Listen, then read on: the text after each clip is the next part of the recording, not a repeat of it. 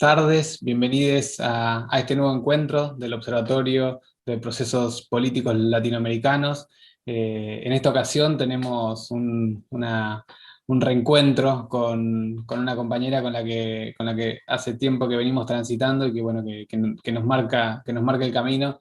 En esta ocasión nos va a acompañar Estela Caloni, con quien vamos a mantener una conversación para actualizar un repaso y, bueno, y una reflexión sobre el Plan Cóndor y, bueno, y poder pensar, por supuesto, las contingencias y la coyuntura latinoamericana. Nos acompaña Camilo Cañi, que es un compañero graduado de la facultad, periodista de la ciudad, de Radio Universidad, de Radio Provincia, un gran militante de derechos humanos, también forma parte de la Subsecretaría de Derechos Humanos de la provincia. Y, bueno, Camilo propuso esta actividad en el marco del observatorio y aquí estamos concretándola, con muchas ganas de este reencuentro con Estela. Comenzamos las actividades del observatorio con una actividad con Gabriela Rivadeneira y recordábamos en ese momento, creo que fue tu última visita, Estela, a la facultad, Estuvimos con ella también. cuando recibimos a Gabriela ahí en ese momento tan importante. Así que, bueno, desde la facultad queremos nuevamente agradecer también la presencia de Héctor Bernardo, director del observatorio, y, bueno, después muchos otros miembros que están participando y acompañando en la conversación. Ustedes saben que esta conversación se está transmitiendo por el canal de YouTube de la facultad, va a quedar allí alojada, y, bueno, seguramente va a ser un material didáctico para nuestras clases de grado y posgrado, porque ustedes saben que pensar la historia de América Latina es fundamental para la formación que ofrece nuestra facultad. Así que, bueno, básicamente eso, darles la bienvenida y el pase a Camilo para que comience este diálogo. Por supuesto, pueden ir dejando sus preguntas en el chat de YouTube y allí podemos después retomarlas para transmitírselas a Estela y continuar con ese diálogo. Muchísimas gracias por estar, muchísimas gracias como siempre, Estela, por estar ahí. La verdad es que te queremos mucho, te admiramos mucho y, bueno, y te agradecemos siempre toda la militancia y todo el trabajo que nos has dado para seguir este camino de lucha. Y yo también les agradezco mucho por estar con ustedes, que son nuestra esperanza, ¿no? Estela, un gusto realmente. Gracias, Sí. Pablo. Bueno, buenas tardes, compañeros, compañeras. Realmente es un momento muy lindo compartir con vos, Estela. Bueno, la idea era hacerla más cerquita del 24 de marzo, esta actividad. Se postergó unos días, 45 años del golpe cívico-militar. Y realmente sos una especialista en materia de Cóndor. Sabemos que sacaste 3 libros, ¿no? Los años del lobo, la Operación Cóndor en el 99, Operación Cóndor, Pacto Criminal en el 2006, y Operación Cóndor 40 años después en el 2009. Te has especializado sobre este tema. Como para iniciar la charla, te quería consultar respecto a esto, porque quizás existen algunas, no se entiende bien el concepto entre Plan Cóndor, Operación Cóndor, Operativo Cóndor. Si podés por ahí clarificar un poco más. Según vos lo has definido, el plan, la Operación Cóndor, una operación contrainsurgente criminal, ¿no? Coordinada por diferentes dictaduras en aquel momento: Argentina, Brasil, Chile, Uruguay, Paraguay, Bolivia, y por supuesto orquestado todo desde Estados Unidos. Comentanos un poco esa diferencia, ¿no?, entre plan, operación, operativo, y también hablarnos un poquito sobre qué es una operación contrainsurgente. Bueno, precisamente estábamos muy preocupados, inclusive con varios de los investigadores de Cóndor, porque en nuestros tiempos todo el mundo hablaba de un Cóndor 2.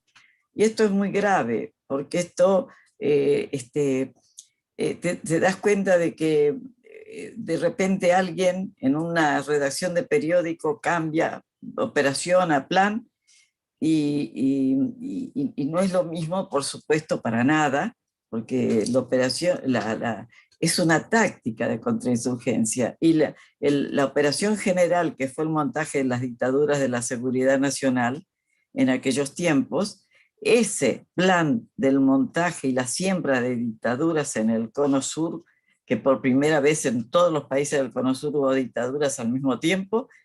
Eso era el plan general, un plan que estaba dentro. No se puede ver con la Operación Cóndor si no estamos en el contexto de la Guerra Fría. En el contexto en que nace la Operación Cóndor fue en el contexto de la Guerra Fría.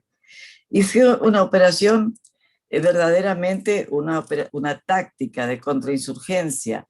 Yo les explico a la gente, no hubo una sola operación, hubo una operación central grande y un montón de otras operaciones. Vos imaginate una red de arañas, como son las fundaciones que han invadido América Latina y las ONG que invadieron América Latina. Esa red de arañas, una operación es una cosa central, una táctica de contrainsurgencia. Y lo vuelvo a decir otra vez más, para definirlo cercanamente, Perón decía muy bien, la estrategia es la guerra y la táctica es la batalla. Y Cóndor viene a ser una batalla dentro de la estrategia general. Quiero leer porque a veces piensan que nosotros los latinoamericanos tenemos definiciones. No, yo te voy a leer, quiero leerte precisamente algo que lo dejé acá para ver lo que es una colaboración especial que tuvo un libro de Cóndor muy importante que la socióloga Patrice McSherry de Estados Unidos, que es una excelente investigadora, te define un poco así, que la Operación Cóndor nació dentro del sistema de contrainsurgencia interamericano como un aparato transfronterizo, transnacional podríamos decir también hoy, y muy secreto para combatir enemigos internos que fueron exiliados o estaban fuera de sus países durante la Guerra Fría. La organización del régimen de contrainsurgencia fue un esfuerzo continental y lo fue, liderado por Washington en asociación con élites anticomunistas y fuerzas militares locales para prevenir o revertir cambios estructurales, así como el ascenso de líderes de izquierdas al poder. En eso se puede comparar un poco con los sucesos de hoy en día en cuanto a esta nueva guerra contrainsurgente establecida sobre nuestros países, porque es una guerra contrainsurgente típica de la contrainsurgencia, quiere acabar con los líderes importantes. En eso se relaciona de alguna manera, pero son otras formas de estratégica, otras formas de táctica, otras formas de combate, con nuevos elementos que se van aplicando, como las nuevas tecnologías que cambian definitivamente todo, o el manejo absoluto casi de los medios de comunicación del mundo. Entonces, esto dice ella, y lo dice, como lo decía yo, fue una operación de contrainsurgencia. Y dice ella, el uso de escuadrones de la muerte y métodos ilegales fue legitimado por la doctrina de seguridad nacional y por concepto de contrainsurgencia y guerra irregular. En general, la contrainsurgencia, llevada siempre a cabo en las sombras, con fuerzas clandestinas, ejércitos secretos, todo esto que operaba fuera del sistema legal de un Estado, era un medio para desmovilizar movimientos populares, aterrorizar a la sociedad y solidificar las estructuras económicas y militares de Estados Unidos en nuestra región. Esto es básico porque ella lo está diciendo la investigadora que investigó con documentos en sus manos la Operación Cóndor en Estados Unidos, nada menos que los archivos de seguridad que se tienen en Estados Unidos que fueron apareciendo en los últimos años. Y como Estados Unidos siempre y nunca como ahora había considerado a América Latina como su gran zona de influencia, hubo una cantidad de intervenciones entre todo lo que va a fines del siglo XIX, muchísimas, y en el siglo XX, bueno, nosotros podemos hacer el listado un enorme listado de todas las intervenciones realizadas por Estados Unidos en nuestra región en el siglo XX y en lo que va del XXI. Imagino también, Estela, que en esta red que vos del XXI. Y entonces, ¿no? También existe no solamente la pata militar, sino que está la pata política, la pata económica y sobre todo también la pata judicial, ¿no? Exactamente, esta no se puede, primero, Claro, ahora también estamos entrando en una especie de guerra fría. Evidentemente, hoy saltaron algunas cosas con una visita del comandante del Comando Sur de Estados Unidos, que no está ubicado en América Latina, pero que sí, que tiene tantas bases sembradas en América Latina, que tiene más bases sembradas en América Latina de las que tenía ese Comando Sur que estaba en Panamá. Entonces, claro que tiene toda en el contexto de la Guerra Fría, en el contexto de lo que le pasaba a Estados Unidos con la derrota en Vietnam, que también la derrota en Vietnam la derrota en Vietnam provocó en Estados Unidos un enorme estallido, sobre todo de la juventud norteamericana universitaria y de otros sectores, contra una guerra que no entendían qué estaba haciendo Estados Unidos en esa guerra porque habían muerto muchos soldados, que esa es una diferencia con lo que hay hoy. Los métodos de hoy son otros métodos que por ahí no ves así llegar en bolsas negras tantos soldados de Estados Unidos. Lo cual bueno, hace esta diferencia. Pero ¿qué era además? La parte económica, por supuesto, la denominación económica, ¿qué era sino en estos tiempos, para ir comparando, el ALCA, el Área para el Libre Comercio de las Américas? Era la sumisión política y económica de nuestros países en forma absoluta, así como el Plan Colombia, Plan Mérida-Panamá, los planes militares, eran la pata militar.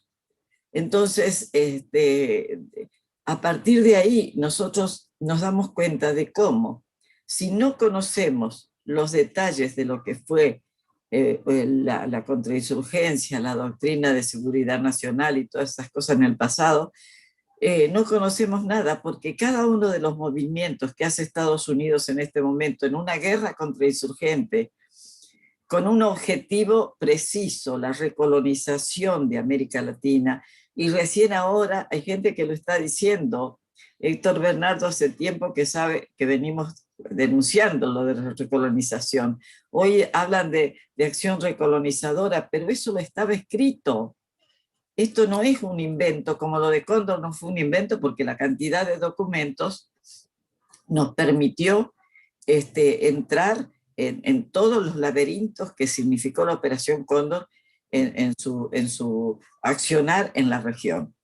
Que fue una operación siniestra, ¿no? Y que es cierto que cuántos líderes, por ejemplo, ya antes de que la Operación Cóndor se institucionalizara, entre comillas, que fue en el año 1975, noviembre de 1975, acá no había una dictadura militar, pero estaba ya a punto de caer el gobierno de Isabel Perón, y hubo presencia, un militar argentino, Casas, firmó ahí ese documento de la Operación Cóndor, que era un hombre de la seguridad del ejército, ¿no?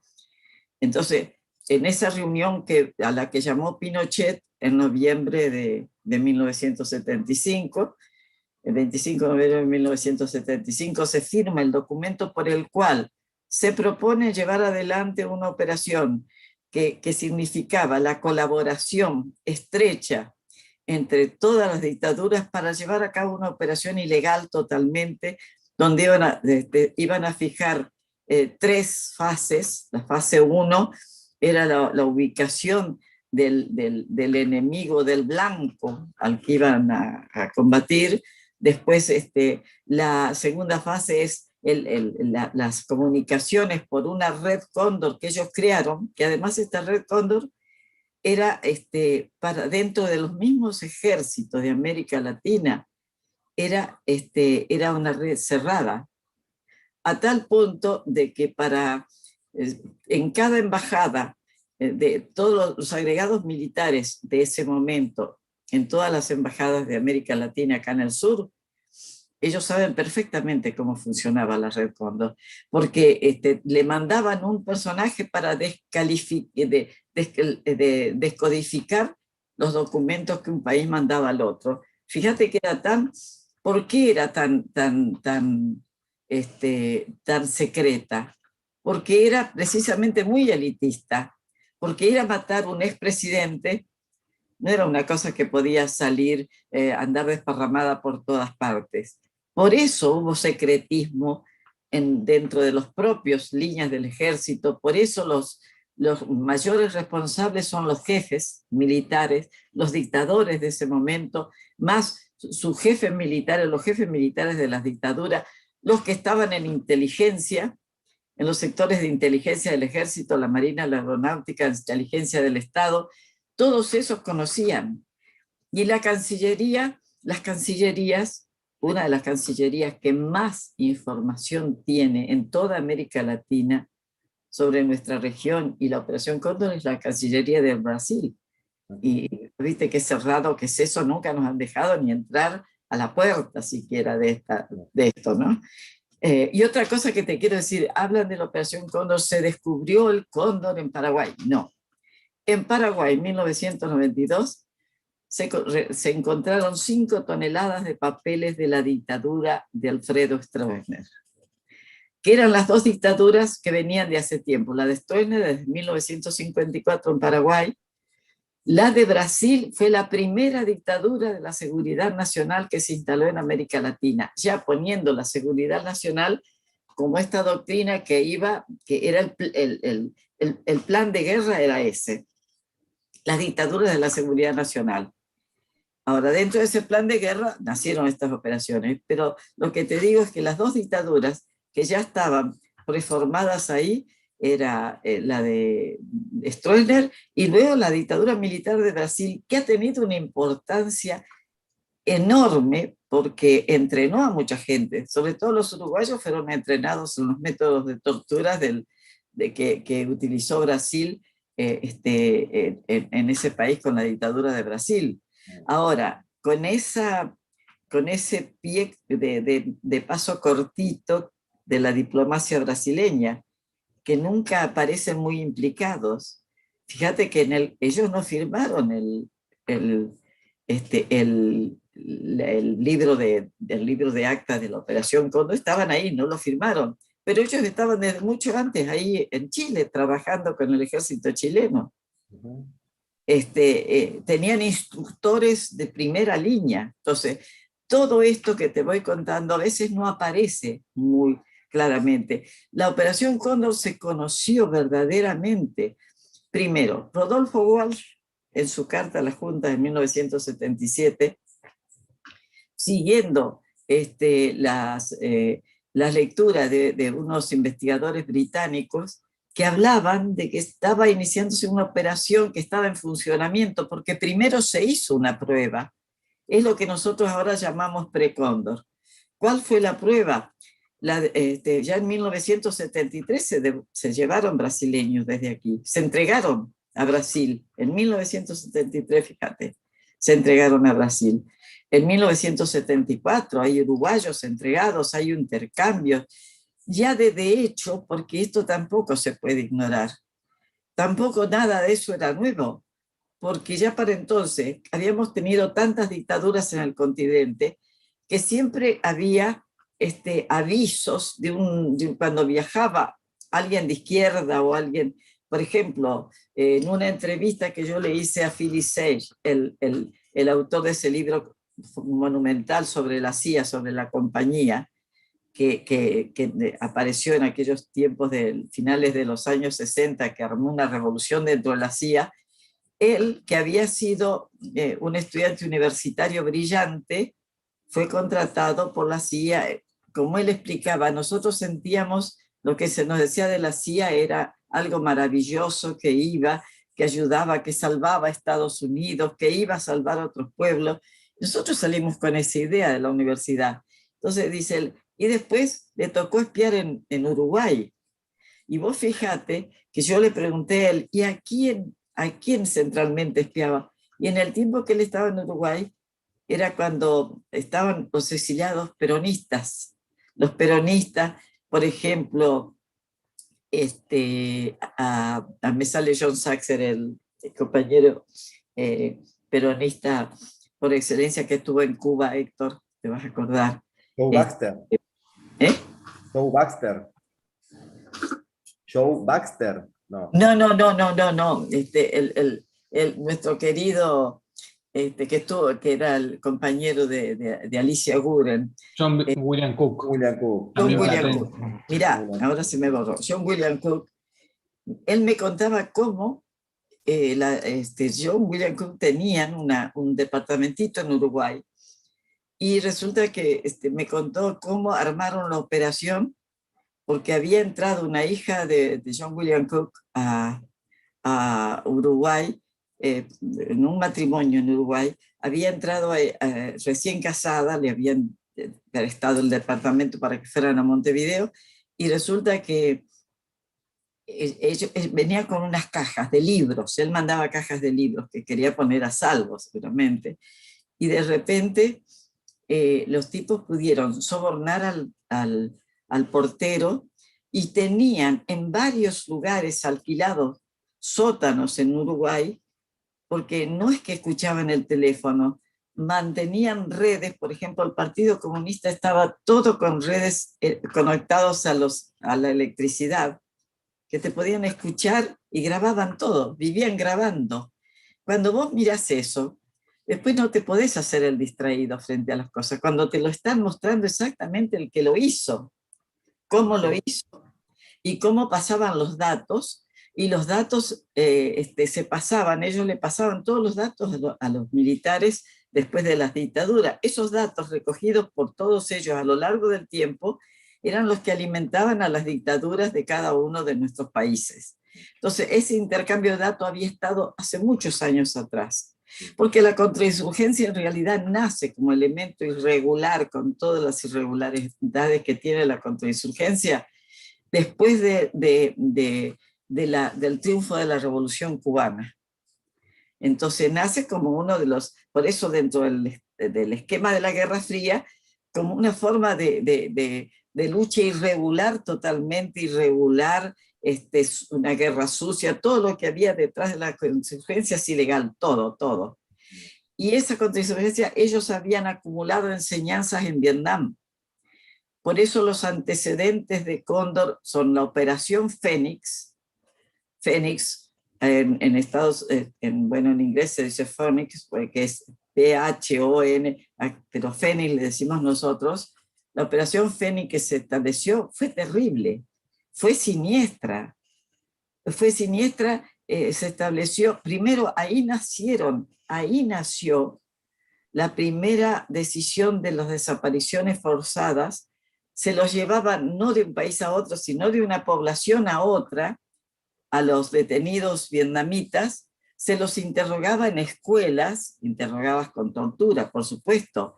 Es escandaloso, lo confiesan abiertamente. William Colby, uno de los personajes más siniestros de Estados Unidos, confiesa ante el Congreso de Estados Unidos que ellos lograron convencer a unos 10.000 vietnamitas de que traicionaran, y el resto dice, bueno, los exterminamos. Primero, sacarle toda la información posible, cuando ya no sirvieron, bueno, los trasladábamos de un lugar a otro para que sus familiares no lo estuvieran siguiendo. Entonces ahí ahora Estela, lo que también aparecido. sabemos, lo que tenemos ahora también, y que lo sabemos y lo vimos y lo comprobamos, son los documentos desclasificados de Estados Unidos, ¿no? Del Departamento de Estado. Sí. Hablábamos de este 24 de marzo, 45 años del golpe, pero vos recordarás bien, Estela, que cuando se cumplieron 40 años del golpe, un 24 de marzo del 2016, primer 24 de marzo, con Mauricio Macri en el poder, por casualidad, Barack Obama, presidente de Estados Unidos, vino a la República Argentina, ¿no? A mi forma de ver, una manera de despreciar la lucha de los organismos de derechos humanos, ¿no? Una manera también de a las víctimas y a los familiares de las víctimas también, ¿no? Enrostrarles por la cara lo que es el poder y lo que es el mandatario norteamericano en suelo argentino un 24 de marzo, ¿no? No es casualidad esto. ¿Cómo? No fue de casualidad, no fue de casualidad. Bueno, y en este hecho fue que se presentaron justamente que Barack Obama se compromete a desclasificar estos archivos que ahora podemos tener con nosotros, los podemos ver. Y mi pregunta tiene que ver con eso. Estos archivos, ¿pueden tener alguna incidencia legal para abrir algún tipo de causa judicial, suponete a una corte internacional por lo que hizo Estados Unidos en la región? Mira, los archivos, la importancia que tuvieron los archivos que en Paraguay correspondían en mucha menor cantidad de lo que tenían ahí, era toda la historia de la dictadura, y si fuera a investigar ahí, mucho más, porque no solo era de las dictaduras, sino de otros tiempos, donde vos encontrabas las cartas de Pinochet a Stroessner con el tema de la guerra de las Malvinas. No le haga caso a los locos de los argentinos, le decía Stroessner, donde vos encontraste un documento que decía que no querían recibir a Perón, por ejemplo, que Stroessner no quería recibir a Perón y Estados Unidos le ordenó que lo recibiera, que se lo iban a sacar de ahí, pero que por lo pronto lo recibieran, porque lo importante era sacarlo de Argentina. Fíjense ustedes, para que veamos cómo se escribe esa historia. Entonces esos archivos ya se habían descalificado. La descalificación de archivos empezó, fíjense ustedes, nada menos que con el asesinato del ex canciller y ministro de en varias áreas de Salvador Allende, Orlando Letelier, que era un economista brillante, estaba en Estados Unidos, estaba en universidades, y lo asesinaron en el barrio de las Embajadas en septiembre de 1976, de las Embajadas en Washington. Ese crimen, porque vos te das cuenta que cuando estaban, por eso la Operación Cóndor es tan conocida, porque se ocupó de personajes muy importantes.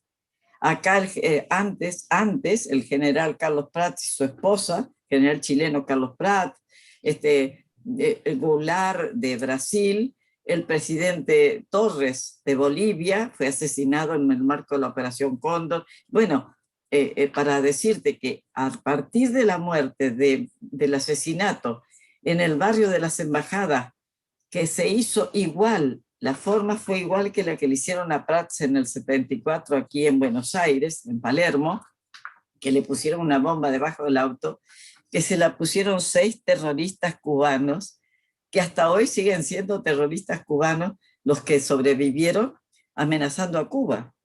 Estos terroristas cubanos también estuvieron enviados por Estados Unidos para asesorar a Pinochet en lo que ellos llamaban la guerra por los caminos del mundo, donde andaban matando a cualquier persona que apoyaba a Cuba, volando embajadas. Hicieron muchos atentados terroristas en toda América y participaron de las 3 AI, participaron de todas las dictaduras del continente. Esto tenemos que fijarlo nosotros en nuestra cabeza también, porque estás viendo todos los elementos que se coordinan en esta situación. Entonces, esos archivos, el fiscal Proper en Estados Unidos, extraordinario fiscal, se pone a cargo del juicio, pero ¿sabes por qué es el juicio? En realidad hubiera pasado lejos, pero los que habían preparado la bomba y puesto la bomba debajo, la habían puesto frente a la casa, y en la noche llega una secretaria que tenía Letelier, Ronnie Moffitt, secretaria norteamericana, junto con su esposo, Robert Moffitt, que van a la casa y le dicen, ellos es tarde, la esposa estuvieron trabajando hasta muy tarde, le dice, no se vayan ahora, quédense a dormir y se van mañana. Y resulta que al otro día ellos tenían planeado la operación, miren cómo es la vida, y cuando lo matan a Letelier, matan a Ronnie Moffitt, una norteamericana muerta en el barrio de las Embajadas, una cosa no se puede creer. Entonces ahí entra todas las universidades, empieza como una norteamericana, porque siempre te dicen eso, bueno, una norteamericana, tenemos que intervenir. Y este hombre se hizo cargo de eso, tuvo que enfrentar a la CIA a todos. Los condenó, él le ubicó, condenó a todos los responsables de Chile que habían entrado a matarlo, pero bajo, estaba en ese momento Bush padre. Bush padre fue uno de los grandes formadores de Cóndor, a través de la Coordinadora Revolucionaria Cubana de Miami, contrarrevolucionaria, digamos, cubana de Miami. Él empezó esta organización también de Cóndor. Entonces hay muchos responsables acá. Y este hombre sacó los primeros archivos, y ya en el año 79, en Washington se denunciaba esto, así como la Operación Cóndor a fines del 75 ya se denunciaba y de la que Walsh estaba investigando. Por eso viste que hace referencia en su carta a las operaciones internacionales que se están realizando. Era esto, nada más que esto. Así que vean ustedes que los archivos del Paraguay sirvieron para que vos, con ese archivo que encontrabas, porque ahí se encontró el documento en que se firman todos los gobiernos, el documento de Cóndor. Entonces, con ese documento y con otros documentos o cartas, la red Cóndor pedía a Estados Unidos que se desclasificara algo. Y así comenzaron a desclasificarse archivos. No es la primera desclasificación cuando vino Obama. Obama ya ha dado una desclasificación, pero ya en este otro periodo se tuvieron que desclasificar una cantidad que aparecían en todos los casos con unas manchas negras donde estaban borrados los nombres de ellos, de los participantes de su lado, ¿no? Eso sí borraban. Todo lo demás estaba perfecto.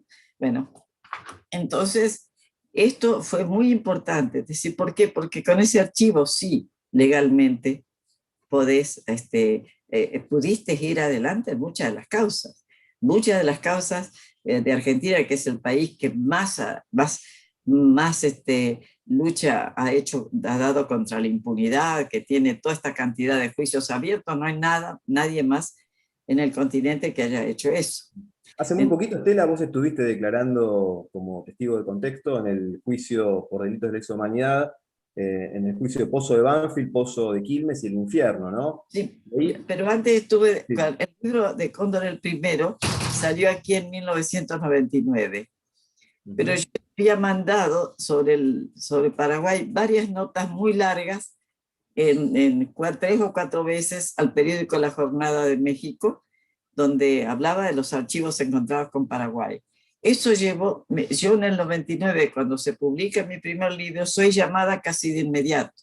Primero las abuelas de Plaza de Mayo, para declarar porque había chicos de Cóndor, hijos de personas desaparecidas por la Operación Cóndor, que se encontraban en Chile, etcétera, etcétera. Ustedes saben que los trasladaban también a los niños, como trasladaban a las madres embarazadas, como la hija del poeta Juan Gelman, que se la llevaron a Uruguay, todos su niña y la desaparecieron ahí. Bueno, todas estas cosas que fuimos sabiendo nosotros con el tiempo. Pero gracias a esos archivos, y gracias a cualquier archivo que llegue a tus manos, vos pedís, lo mandás porque son precisamente originales. Lo que había en Paraguay eran cartas originales, todo esto, que sirvió para que ellos tuvieran que desclasificar una cantidad de archivos. Y todos los juicios y estos adelantos que tuvimos nosotros se hicieron gracias a estos juicios. Yo declaré en eso, declaré también en Italia, con los fiscales italianos, con 2 fiscales italianos. Bueno, y por supuesto este libro que vos decías, el último 40 años después, es un libro que lo hice con 2 compañeros. Me pidieron para el Centro de Derechos Internacional de Derechos Humanos que dirigía el juez Garzón, que estaba Adriana Arce como directiva de ese. Nos pidieron hacer un libro para Cóndor. Entonces yo le pedí, yo quiero 2 jóvenes, porque 2 jóvenes pueden trabajar con uno y aprender la metodología de buscar muy seriamente todos los archivos que necesitáramos. Y también sugerí que pidiéramos que participaran todos los investigadores serios, porque tenés que saber que hay serios y no serios. Bueno, los más serios que había en Uruguay, en Chile, en cada país intervinieron también, pusieron lo que ellos consideraban que debían poner en el libro. Por eso el libro tuvo mucha importancia, pero justo la presentamos en 2015, unos días antes de que apareciera Macri, después lo sacaron de circulación totalmente. Totalmente, ya no sabemos ni dónde están amontonados porque quedaron por ahí amontonados. Es una pena porque es un libro que tiene muchas cosas nuevas sobre los juicios, muchos datos sobre la cantidad, porque también se dicen cosas que son absolutamente falsas. Estas no fueron las dictaduras de Cóndor, fueron las dictaduras de la seguridad nacional. Dentro de esa dictadura hubo un montón de operaciones entre las que se destaca Cóndor por las dirigencias, dirigentes no solo políticos como el el dirigente democristiano de Chile, Bernardo Leighton, y su esposa Anita, que están sobreviviendo hasta hoy, pero los hirieron mal, los dejaron muy mal heridos. Bueno, la lista es grande, pero no es cierto que la Operación Cóndor mató 70.000 personas. Eso es falso, absolutamente falso. Te lo digo yo y te lo dice cualquiera de esos. ¿Por qué? Porque era selectiva. ¿Sabes dónde se transformó en otra cosa la Operación Cóndor? Fíjate que aquí estaba la mafia de la AAA, que intervino junto con la dictadura militar, que estaba metida en Orleti.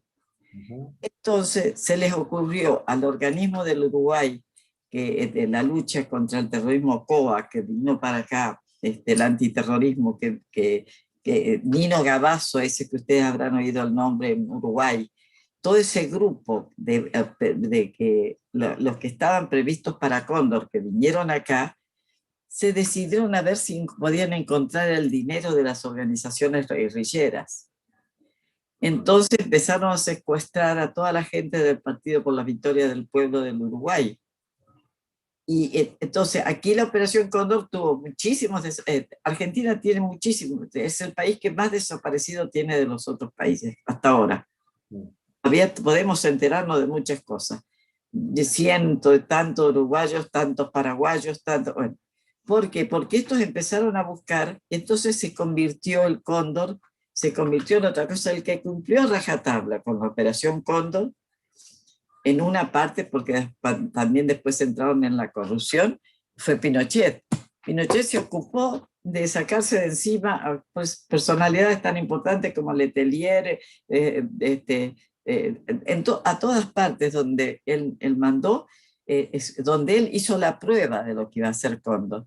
Porque tenían que probar una cosa, ellos formaban una especie de omertá de la mafia en que todos tenían que estar comprometidos. Es decir, por eso iban operativamente, si ibas a secuestrar a alguien, trasladarlo, entregarlo, que además esas víctimas de Cóndor eran torturadas donde eran capturadas, torturadas por los países que pasaban y torturadas en el lugar al que llegaban. Entonces allí Fuentes Alarcón, un dirigente del MIR chileno, sufrió muchísimo.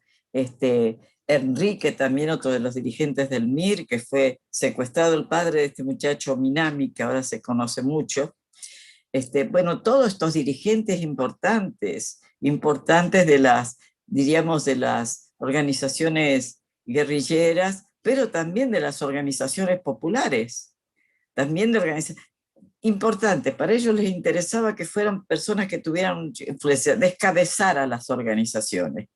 Bueno, en eso puede parecerse el accionar de Cóndor, encontrar similitudes y mucha similitud con la UNO América, que fue una fundación creada por la gente de Uribe, a llamado de los peores militares criminales de Colombia, porque el único ejército de la seguridad nacional que se mantiene hasta hoy, en sus dimensiones totales, es el colombiano.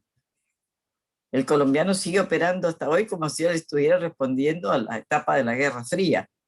El poder que le han dado, además, son poderosísimos, tienen televisión, tienen, bueno, industrias, les dan muchas facilidades. Entonces, por eso a nosotros tenemos que ir al pasado y estudiar cada uno de estos sucesos tan significativos en nuestra historia, porque esto nos permite poder hoy también tener por dónde partir, saber desde dónde parte. Por ejemplo, ahora que te dicen lawfare. El lawfare, porque esto sí es una denuncia que hay que hacer, acá se tiran nombres nuevos, fake news. Pero si las noticias falsas existieron siempre para tirarlo, para ponerte, para cada golpe que daban acá, la lluvia de noticias falsas, para cada invasión que hizo Estados Unidos, con decir la invasión que hizo Irak diciendo que había armas de destrucción masiva, sabiendo que no existían, que era falso, para hacer sus primeras acciones. La CIA de Estados Unidos, fundada en 1947, con un con un departamento que estaba ya pensado para toda esta ilegalidad que iban a cometer, hicieron esa guerra sucia contra el coronel Jacobo Arbenz e invadieron Guatemala. Invadieron Guatemala después de una guerra sucia, transformándolo en un comunista furioso, cuando era un hombre que no tenía ni nada que ver con el comunismo, solo que pensaba en que las compañías fruteras tenían que devolver esas tierras desocupadas que tenían para los campesinos guatemaltecos que se les habían quitado. Era todo lo que intentó hacer esa reforma agraria. Bueno, Perón tenía como 300 juicios abiertos. Y tenía hablan la prensa y la nación de entonces, hablan los medios de entonces. Perón violaba a las chicas, Perón... No, entonces no nos dejemos engañar por estos nombres, porque estos nombres te parece que han inventado esto ahora. Eso no, eso viene de lejos, solo que enriquecido ahora por las nuevas tecnologías. Pero si nosotros no conocemos de la base desde donde salen estas cosas, nos perdemos en laberintos inútilmente. La guerra está te dicen guerra de primera generación, ahora le han dado por guerra híbrida y van cambiando los nombres, entonces vos ya no sabés qué es guerra híbrida, guerra de quinta generación, ya no sabés de qué se trata. Es la misma contrainsurgencia de todos los tiempos, porque ellos ni siquiera los métodos a veces cambian. Vos fíjate cómo invadieron Nicaragua desde la frontera de Honduras. ¿Y qué están haciendo con Venezuela ahora en Colombia?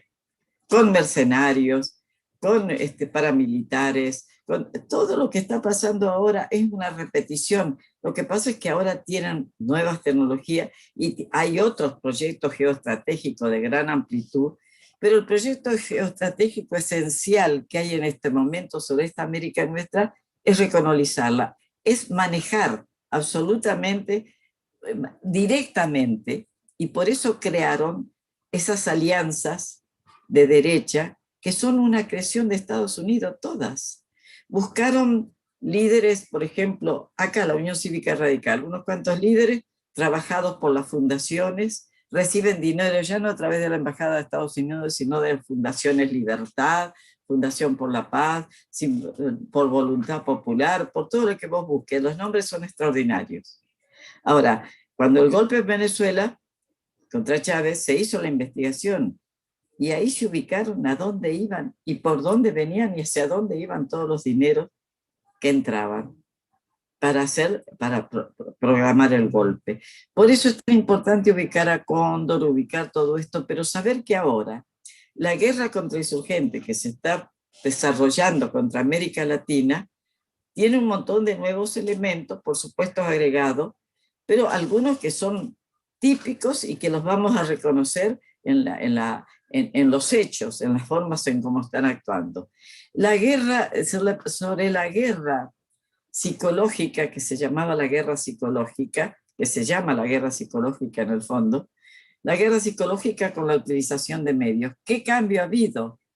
Que ahora manejan, después del cataclismo neoliberal, a que condenaron a muchos países y continentes del que nosotros derrotamos en las calles y en las carreteras de América Latina, ellos manejan el 98% de la información que transcurre por el mundo. Y antes no era así.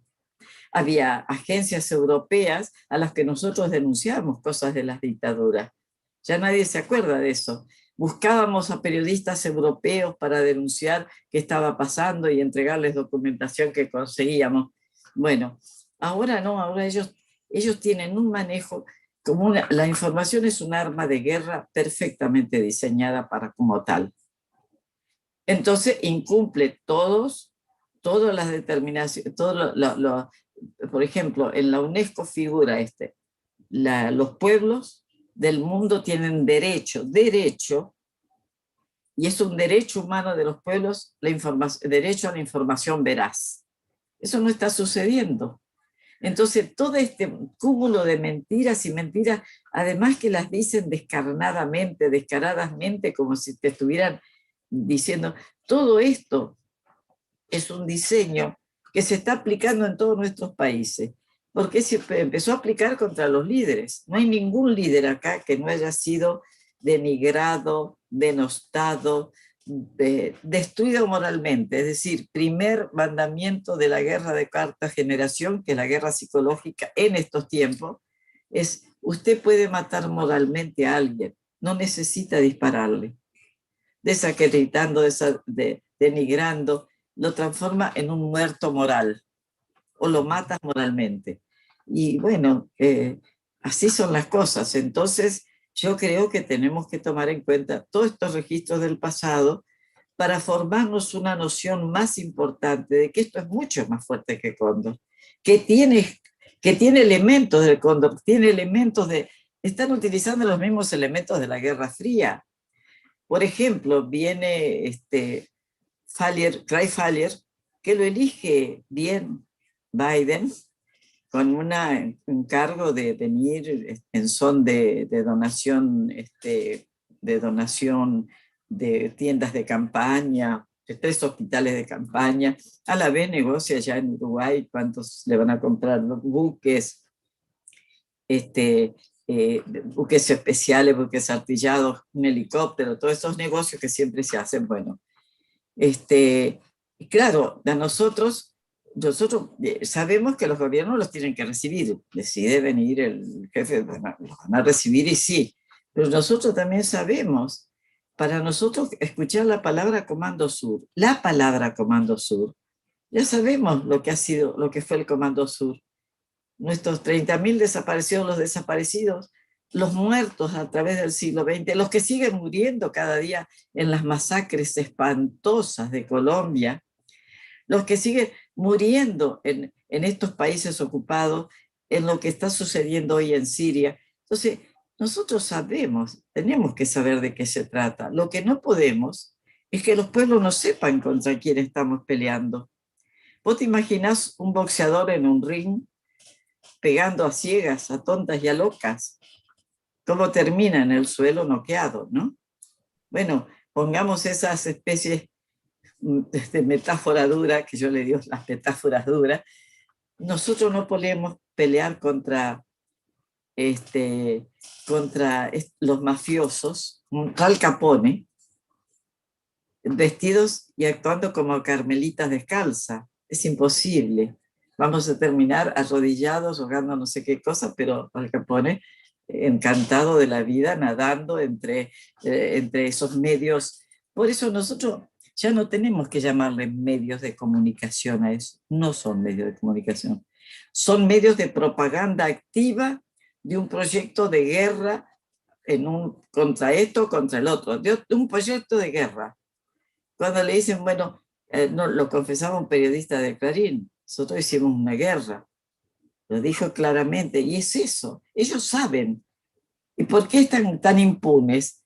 Porque ellos se sienten muy defendidos por el gran poder, que ahora ese gran poder está en un periodo de decadencia, lo cual no dice que sigan haciendo incluso peores cosas, y que por qué ahora que somos ese territorio de influencia de toda la vida, por qué ahora como nunca necesitan quedarse con América Latina en su conjunto, porque es riquísima América Latina, porque tiene recursos naturales de todo tipo.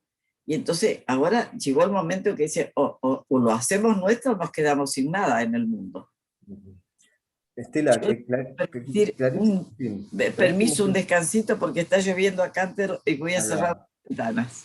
Ahí va, clarísimos tus Por conceptos, favor. Estela. Y un segundito. Sí.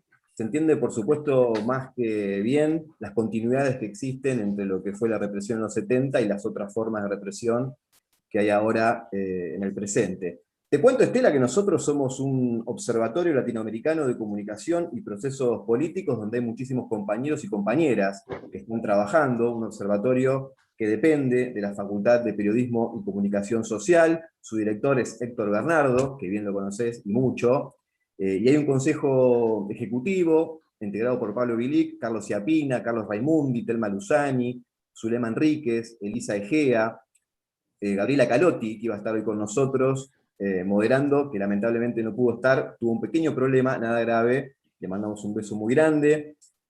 Quien habla, Camilo Cagni, Víctor Hugo Ducrot, Gustavo Veiga, Marco Teruggi, Santiago Massetti, Francisco Salvador Solari Orellana, y muchísimos más compañeros y compañeras que seguramente se van a ir sumando en la medida que vayamos siguiendo trabajando en este observatorio. Me parece que estaría bueno por ahí abrirle un poco la palabra a los Sí, compañeros y sí, compañeras del observatorio, a ver si tienen alguna pregunta o inquietud, así que creo que este es el momento. cómo no. Acá se está viniendo una tormenta, así que prepárense ustedes. Se viene para acá. Para romper el hielo, si me permitís, Camilo. Bueno, también está Martín Adorno en el observatorio, que está acá Ya. conectado también.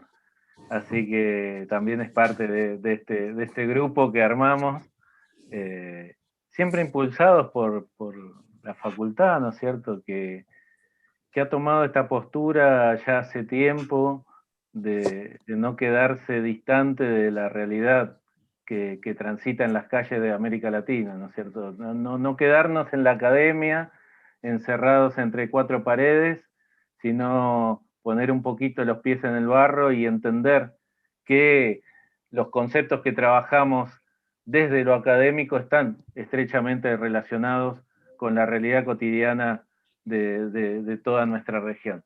En ese sentido te quería preguntar, Estela, vos señalaste bien claramente que hay una nueva arremetida contra insurgente hacia la región, pero también pareciera haber mayor respuesta de los pueblos de la región, ¿no es cierto? Ahora el domingo hay muchas posibilidades de que gane Arauz en Ecuador. En Bolivia fue impresionante cómo el pueblo pudo dar vuelta ese golpe de Estado, salió a la calle, exigió nuevas elecciones y logró que vuelva al MAS al poder. Incluso ahora la golpista Áñez está presa. Y en Argentina, en las urnas, logramos también que se vaya el modelo neoliberal y entreguista que representaba Mauricio Macri. ¿Cómo ves esta situación y cómo ves por ahí un poco específicamente lo que sucedió en Bolivia? Vos que has escrito también libros como Evo en la Mira y que conocés muy bien la realidad boliviana. Bueno, yo creo que primero se fue, al estudiar cualquiera de estos procesos, al estudiar las dictaduras, vos tuviste que ir al principio de las cosas y nosotros estamos viendo hoy un proceso, estamos viendo, por ejemplo, México y Argentina en este momento. Los presidentes de México y Argentina son atacados brutalmente por los medios, pero brutalmente, de una forma impactante. Si ustedes supieran lo que pasa en México, claro, otra de las cosas tenemos, no saber lo que nos está pasando, que esto es gravísimo. La incomunicación que se había perdido en esa época ganada, donde teníamos todo el proceso de integración extraordinario que tuvimos, porque llegamos hasta llegamos hasta tener la CELAC, que era precisamente la unidad de todos los países de América en la adversidad, que no es poco decir, y eso se debió a la gran inteligencia con que se trabajó en ese periodo histórico.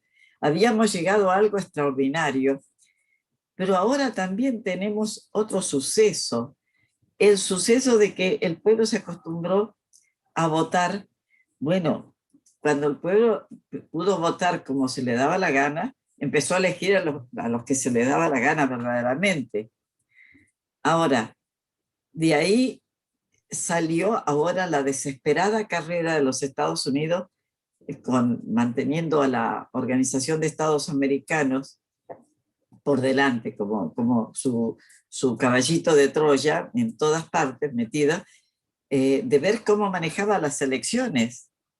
Si nosotros podremos estudiar lo que fueron las elecciones aquí en el 2015, la intervención extranjera que hubo detrás de esas elecciones del 2015, encontraríamos detalles sorprendentes.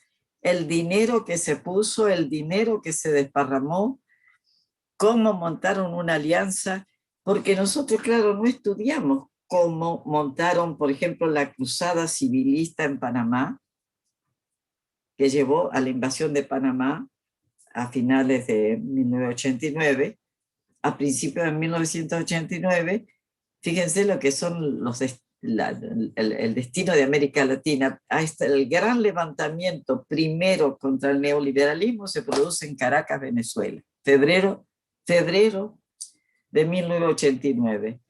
Y Estados Unidos, después de invadir Granada, una isla de 400 kilómetros cuadrados, eso no lo podemos olvidar nunca, en 1989 invade Panamá, sin ninguna razón real, en una cosa que se llamó causa justa, marcando ya el camino de que los años 90 iban a terminar activando otras formas de lucha, ¿no? Otras formas de acción. El accionar para América Latina está no usar tantas tropas militares en este siglo XXI, sino esta gran invasión de fundaciones le daba pie para establecer otro tipo de acciones en nuestro momento. Y eso es lo que se está haciendo hoy en día. Las elecciones están bajo extrema vigilancia. Como Telma le llamó territorios vigilados, bueno, en su libro sobre el militarismo, acá tenemos elecciones ultra vigiladas. Entonces, ¿qué está pasando en Ecuador? Primero, también fuimos muy débiles en algo.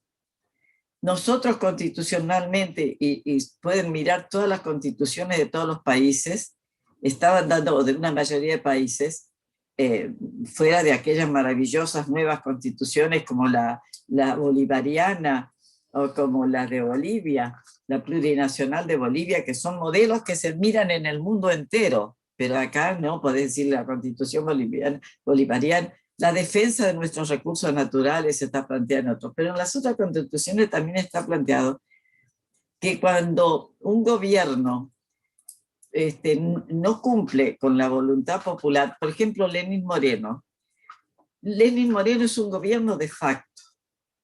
Te voy a decir por qué, desde los puntos de vista que nosotros tenemos que considerar a partir de ahora. Un gobierno, Lenín Moreno sube como integrante de un movimiento político determinado, ¿no es cierto? Que detrás del cual estaba toda la etapa recurrida por Correa, etcétera, etcétera. Lenín Moreno, a los pocos días de estar en asumir el poder, renuncia a su partido y renuncia al programa. Entonces eso renuncia a lo que el pueblo eligió. El pueblo eligió ese partido y ese programa.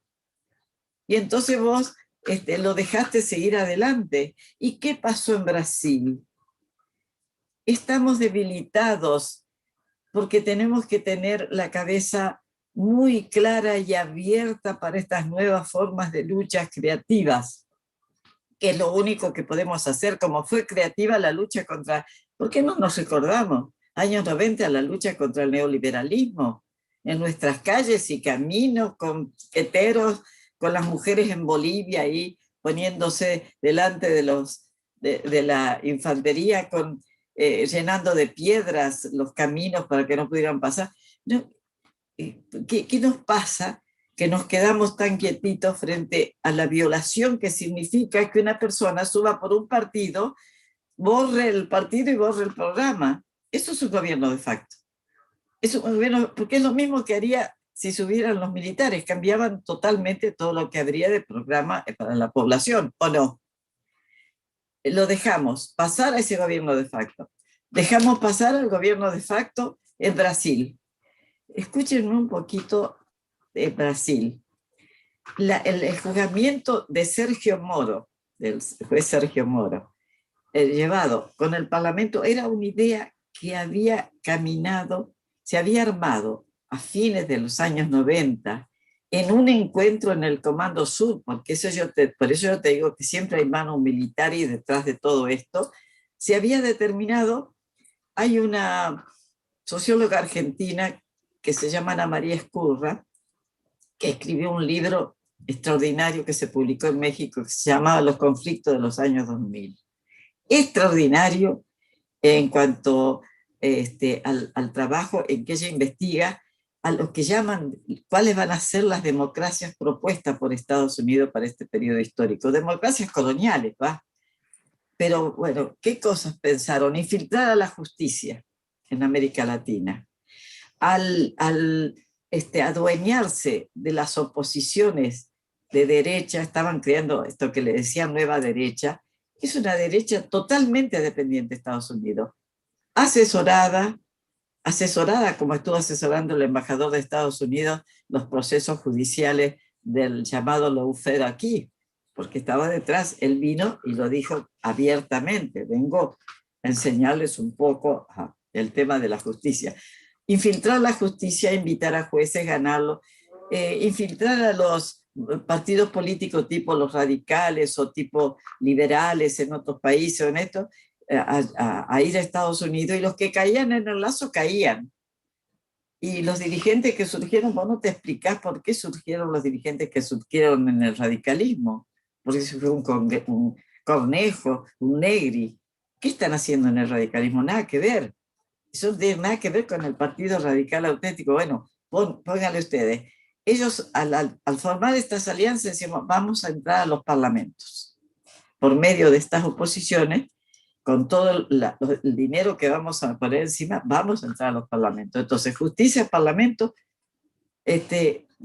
manejando todo eso, y luego corrompiendo, por supuesto, también a parlamentarios, que es lo que hicieron en Honduras de una forma abierta para hacer el golpe del 2009. Se probó esa forma de golpe, con todo eso manejado en las manos para no sacar tantas tropas a la calle y no desgastar tanto esta historia y no tener que responder ante las dictaduras, etcétera, etcétera.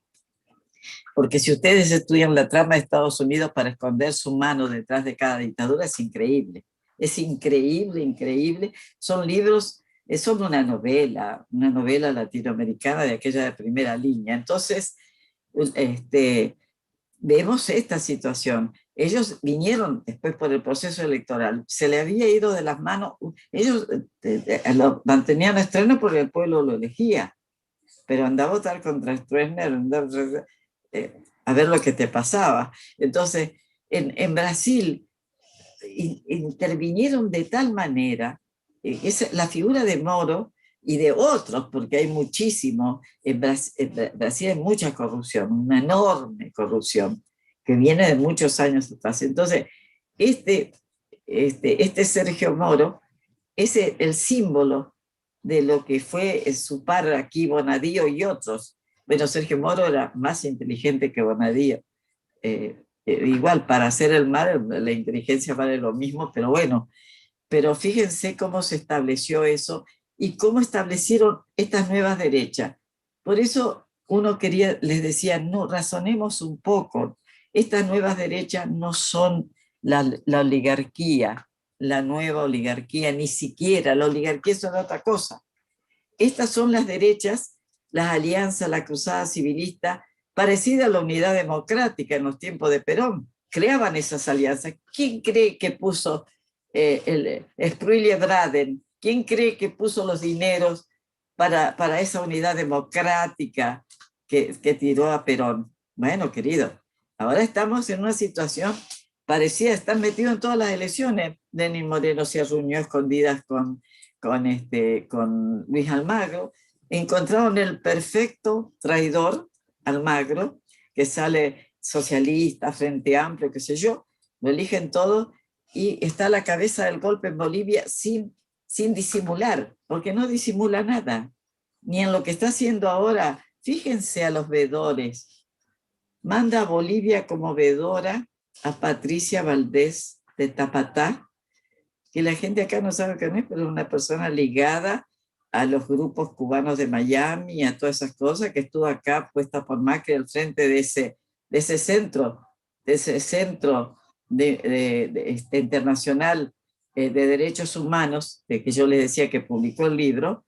Estuvo ella al frente de eso, desmanteló todo y la elige a Eugenia Vidal, a otros personajes. Esos son los que ella eligen para ir como los observadores de la OEA. Entonces, demos cuenta de que están peleando no están peleando bien porque están equivocándose mucho o están desesperados. Si nos pierden a nosotros, pierden el tesoro de su vida. Nosotros somos el último orejón del tarro aquí. Tenemos de todo, y el litio, imagínate el litio, que es el futuro petróleo. Tenemos agua suficiente para todo, tenemos de todo.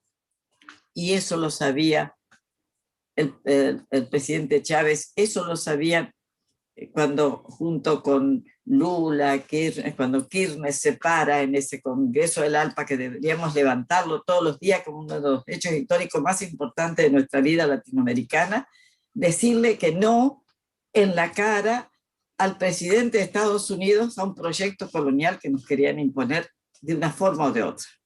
Ahora estaban dedicados a destruir toda la UNASUR, todo lo que pudieran destruir. No han logrado todavía destruirlo todo. ¿Por qué no lo han logrado? Porque estos pueblos parece que no hubiera pasado nada, pero sí pasaron muchas cosas. Se aprendieron muchas cosas en las calles, se aprendió muchas cosas. Por eso no podemos entregar nunca la calle. La calle es nuestra, es de los pueblos. Eso sí, la calle es de los pueblos. Y tendremos que inventar cosas para que en una pandemia imaginativas para que estemos junto a los pueblos, porque tampoco nos sirve de nada estar en la cajita, en el marco de la cajita de plata o la cajita de Zoom o la computadora. No nos sirve. En este momento histórico tenemos que estar activos junto a los más desesperados.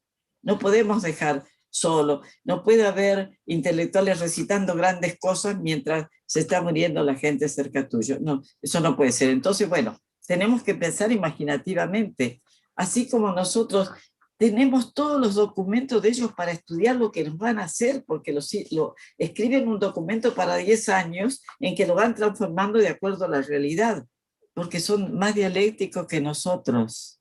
Esa es la triste. Nos robaron la dialéctica. ¿Saben quién es uno? Ahora tiene un nombre muy complicado. El que era el trotskista más importante de Estados Unidos, que estaba a cargo del partido trotskista, está asesorando a la NET ahora. La Fundación para la Democracia, uno de los enemigos más brutales que tenemos, hasta metidos en el Congreso de la Nación nuestra. No hemos hecho seguimiento de a dónde van los dineros de estas fundaciones. No hemos hecho seguimiento a dónde van los dineros y cuáles son los trabajos que están haciendo las ONGs.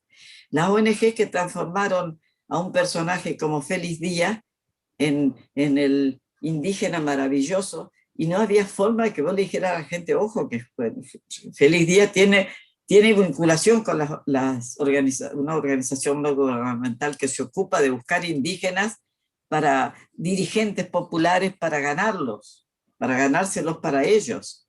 Y entonces te crean un dirigente, te lo crean de la nada. Vos podés creer que un conde aparecía con una vincha maravillosa y una cosa.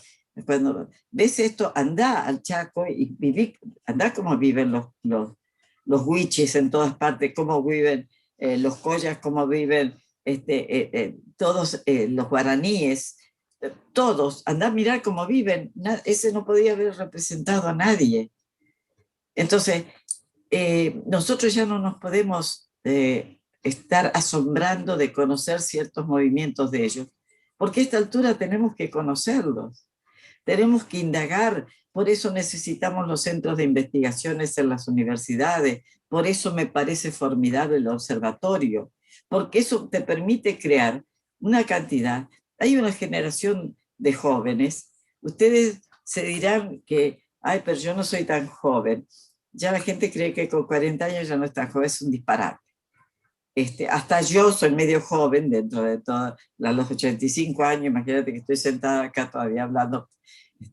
Pero imagínense ustedes, con toda una generación que ha estado en la universidad, que ha vivido la década ganada, que ha vivido y ha visto la experiencia de comunicación que se da entre los pueblos, cómo pueden vencer hasta a los periódicos, al periodismo de guerra. ¿Lo pueden vencer? Sí se puede vencer el periodismo de guerra, pero hay que ser muy imaginativo.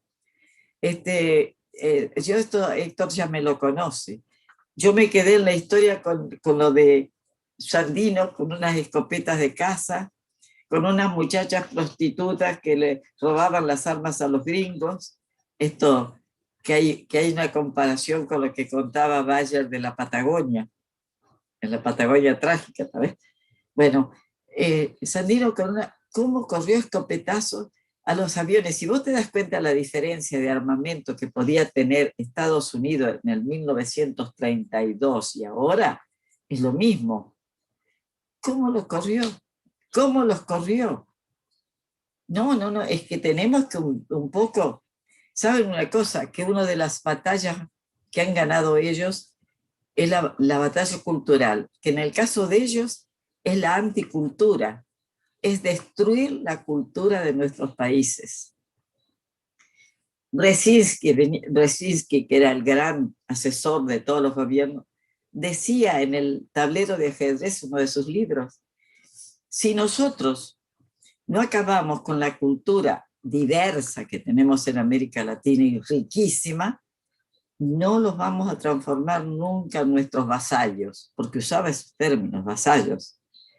Fíjense cómo fueron desculturizando lo que ellos practican en la anticultura. Ellos no nos dan a nosotros ninguna. Mirá los entretenimientos de la televisión y tenés armado la anticultura por excelencia, la desconcientización, la transformación de sociedades en zombies. En zombies.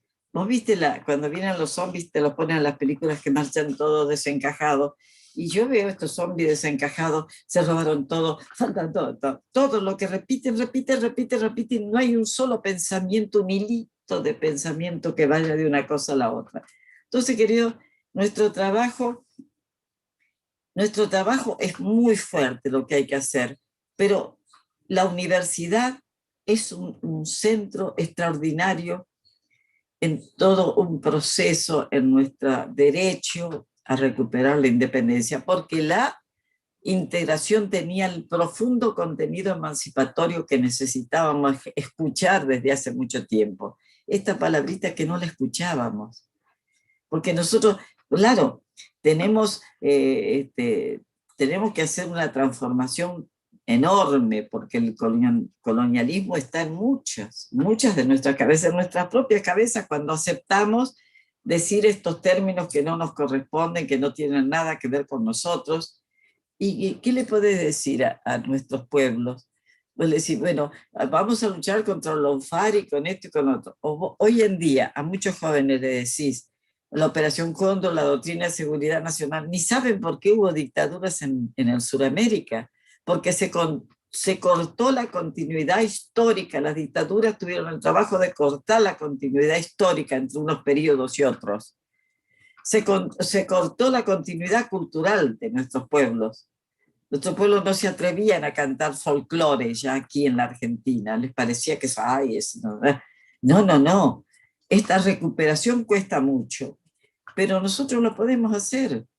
Si hicimos tanto que hace 200 años que resistimos, después de los otros 500 años, seguimos resistiendo y seguimos dando lata y seguimos enfrentando cosas, inventando cosas para resistir, y surgen los fogoneros, surgen las cosas que si nosotros estudiamos cómo se luchó contra el neoliberalismo, a partir del Caracazo, las rebeliones en todos los países, hay elementos formidables de creación popular en las calles, que no se va a ir más. Hay ciertas creaciones que bueno, son a veces mal usadas también, como los cortes, pero en el momento que salía la gente que lo único que tenía para hacer era se paró y cortó una calle. Claro, nosotros tuvimos el tiempo de piquete y cacerola, la lucha es una sola. Por parte de las cacerolas fue cortito. Por parte del piquete siguió existiendo. Las cacerolas se guardaron rápidamente, abolladas o no. Bueno, vamos poniendo un poquito de humor a la cosa. Pero eso sí, creo que tenemos cierta certeza. Por ejemplo, uno lo está viendo, hay un fuego debajo. Fíjense la explosión lástima que no había dirigencia. Lo que tenemos que ver es que había dirigencia en Bolivia, con todas las virtudes, errores o proyectos, todo. Pero ese pueblo estaba organizado, por eso no salió de la calle nunca con el golpe de Estado. Porque además de organizado, los indígenas por primera vez en su vida tuvieron voz y voto. No existían, no tenían documento. Aprendamos de cómo un pueblo se organiza. Y porque tenían la experiencia de haberse puesto a la cabeza de las rebeliones contra la privatización del agua y contra la privatización del gas. Por eso las dirigencias tienen que estar listas en el momento. No hay dirigencias en ese gran movimiento de Chile, solo la dirigencia estudiantil, ¿no? Estela, por suerte hay muchísima gente que nos está mirando a través de la plataforma YouTube de la Facultad de Periodismo, y ahí nuestro compañero Héctor tiene algunas preguntas de parte de la gente que nos está escuchando que quisieran hacer. Y voy a hacer cortita la respuesta, ya sé. Dale. Perfecto. Héctor. Estela, ¿me escuchás ahí? Sí. Sí. Bueno, la compañera Andrea Holgado te manda saludos. Sí.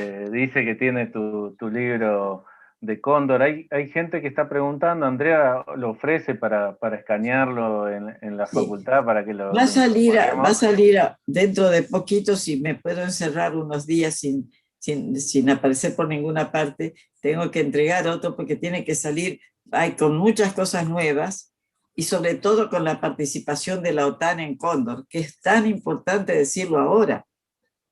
La OTAN fue básica en la Operación Cóndor, porque en Europa se desarrolló, de esa Operación Feni de la que yo hablaba, se desarrolló la Operación Gladio, así se llamó en Europa, de gladiador Gladio se llamó, que destruyó a la izquierda italiana, que hizo atentados, que se los culpaba a las Brigadas Rojas, que infiltró a muchos movimientos de izquierda también ahí, que mató a líderes. Bueno, y OTAN lo sabía. Lean, queridos compañeros, los ejércitos secretos de la OTAN, del académico Daniel Ganser, de suizo, un libro que publicó el viejo Topo, para que ustedes vean cómo se formó la OTAN, para qué se formó la OTAN, qué está haciendo ahora la OTAN, totalmente ilegalmente, pero ya surgió para cuidar a Europa. ¿Qué está haciendo bombardeando a nuestro pueblo? Bueno, léanse ese libro porque hay tanta gente valiosa escribiendo en el mundo que ni la conocemos. Michel Colón, investigador belga, que es una maravilla de persona. Hay tanta gente, y nuestros. Bueno, menos mal que estamos rescatando a Manuel Ugarte, porque ya no rescatábamos a nadie de los grandes que tenemos en el pasado, ¿no? Mire, disculpen, bueno, no puedo hacer nada con este personaje que se me vino encima. Te invaden tus gatas, Estela. ¿Querés sí. presentarla? No, yo la presento en sociedad. Esta gata se llama Lolita porque es así. Bueno, justamente estaban preguntando algunas personas si se iba a reeditar el libro, y bueno, vos estás diciendo... Se reedita el libro, sí, se reedita el libro más completo, ¿no? Porque aquello recién empezábamos a ver tantos archivos y ahora tenemos muchísimo más nuevo, más los juicios que han sido muy importantes porque los testimonios y los documentos que se producen, que han producido los juicios, han acercado muchísima información muy nueva y muy importante, ¿no?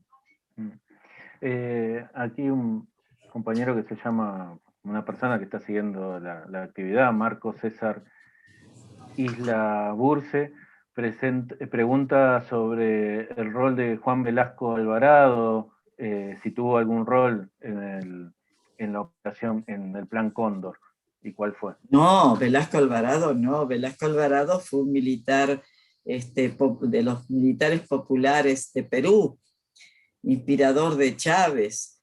El Perú ya estaba bajo un dictador en esos años no estaba. Velasco Alvarado lo sacaron del poder, lo corrieron a Velasco y a su gente, lo corrieron de Perú. Velasco Alvarado fue, porque acá en América Latina hemos tenido militares populares, muchos. Bueno, empecemos por el propio general Perón, que fíjense que todavía no se lo ha leído lo suficiente, pero nosotros hoy encontramos cosas que decía Perón que son aplicables hoy totalmente. En el libro de Cóndor figuran unas cartas de Perón a Prats, y a Prats lo mataron cuando se murió Perón, porque Perón era muy amigo de Prats. Muy amigo de Prats, y la AAA lo mató, la AAA, el Comando Libertadores, chilenos y los cubanos terroristas de Miami, todos esos participaron en el asesinato de Carlos Prats. Entonces, quiero decirte que Velasco Alvarado fue una de las grandes figuras de peruanas que hasta hoy lo recuerda el pueblo, porque fue un general que quiso hacer cosas muy distintas, como han habido en República Dominicana, como el general Torrijos en Panamá.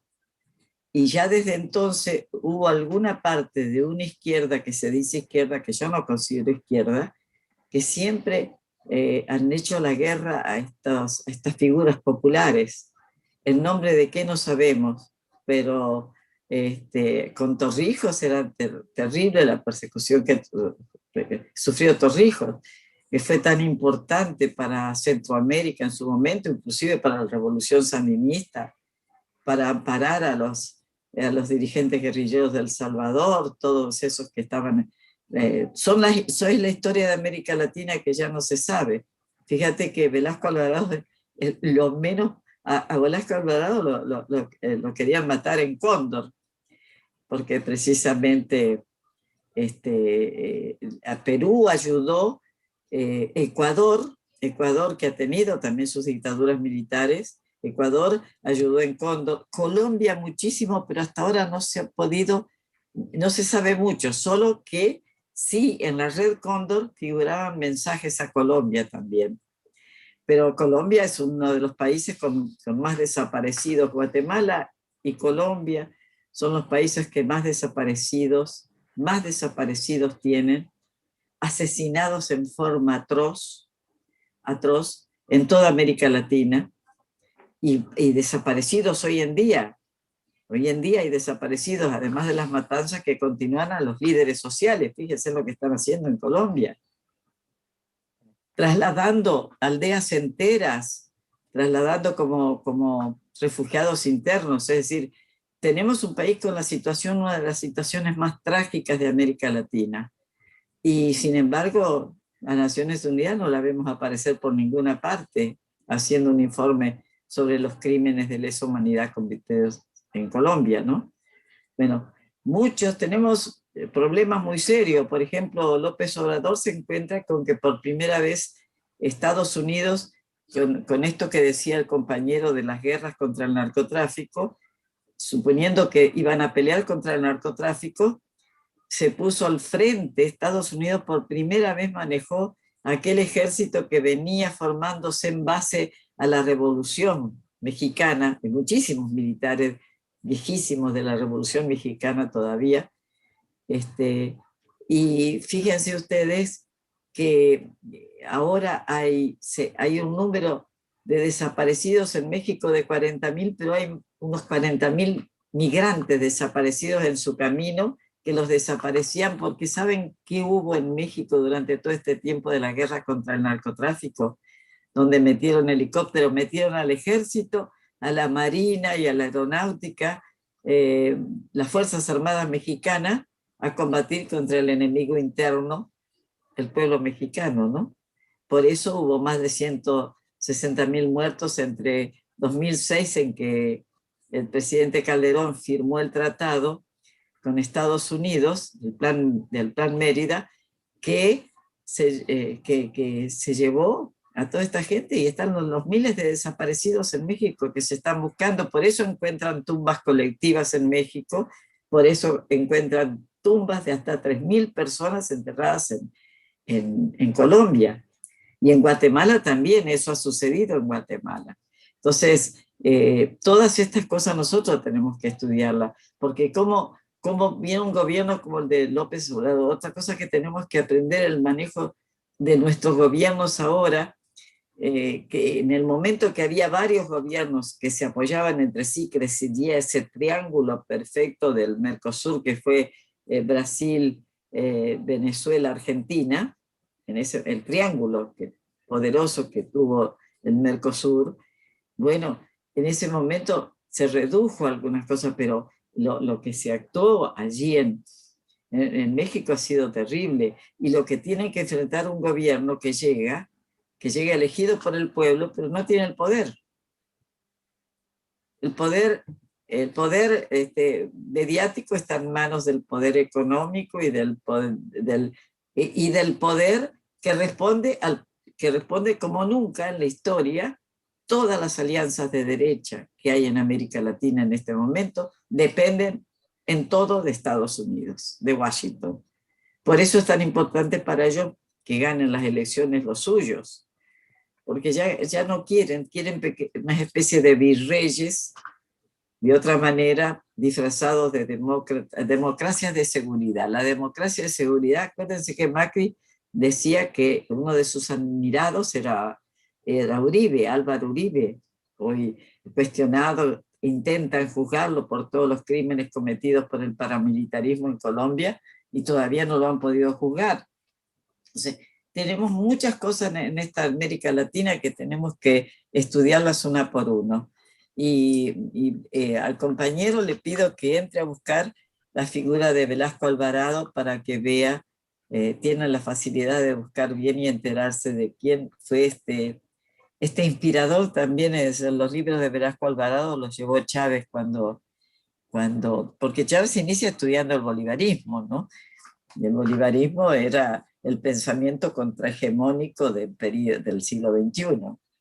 Cuando nos dijo Trump que nos estaban imponiendo la doctrina Monroe, nos estaba diciendo clarísimo que estaban imponiéndonos una doctrina colonial en pleno siglo XXI. Estela, estaríamos, pero horas y horas escuchándote. Ya estamos llegando al final, sí. Estamos llegando al final. Gracias por compartir tu sabiduría, y aunque no sos joven, tenés mucha juventud acumulada, que eso es lo importante. Ah, sí, acumulada. Yo te aseguro que está muy acumulada. Si yo sé, yo solo me entusiasmo y paro, pero a veces ando como un fantasma ya. Pero bueno, son así las cosas. Ustedes me dan mucha esperanza a mí. Ustedes me dan una vitamina de vida que no saben. Cada vez que voy a La Plata, amo a La Plata y amo a las universidades donde he ido en La Plata.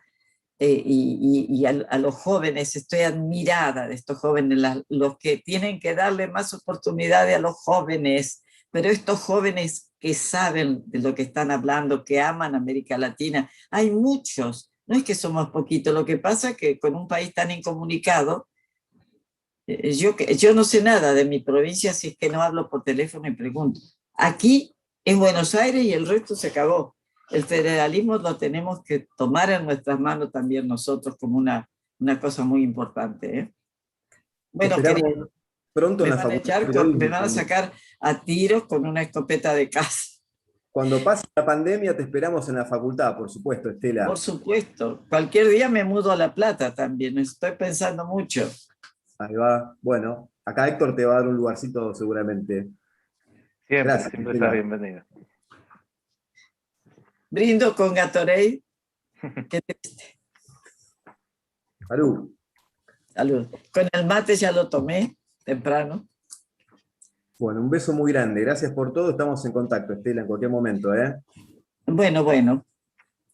Estaremos siempre en contacto. Gracias a ustedes. Gracias, Estela. Muy esclarecedor y bueno, nos va a quedar también un nuevo encuentro seguro. Sí, vamos a encontrarnos muchas veces, porque ahora vamos a poder hacer mucho. Un abrazo grande para ustedes. ¿Me salgo? Chao, Estela. Chao, Estelita.